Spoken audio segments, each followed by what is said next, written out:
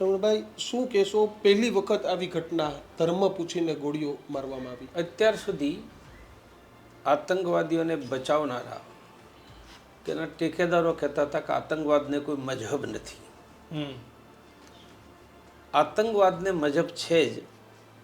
એનું નામ ઇસ્લામિક જેહાદી આતંકવાદ છે. પરંતુ પહેલી વખત ભારતમાં ઇસ્લામિક જેહાદી આતંકવાદીઓએ સાબિત કરી દીધું છે કે એમની વિચારધારા અને આતંકના કૃત્ય મજહબ સાથે જોડાયેલા છે. એટલે મારતા પહેલાં પૂછ્યું કે તમે હિન્દુ છો કે મુસલમાન છો? મુસલમાનો તો કલમા બોલો. કેટલાકના પેન્ટ ઉતારીને સુન્નત કરાવી છે કે એ પણ ચેક કર્યું.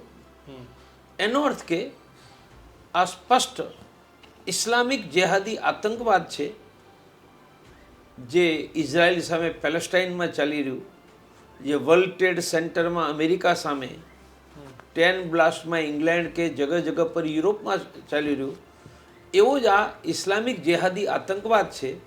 અને ભારતમાં ઇસ્લામિક જેહાદી આતંકવાદ સીધો હિન્દુઓની વિરુદ્ધમાં છે. મિત્રો, આવા જ વિડીયો અને શોર્ટ્સ જોવા માટે આજે જ અમારી ન્યૂઝરૂમ યુટ્યુબ ચેનલને સબસ્ક્રાઇબ કરો.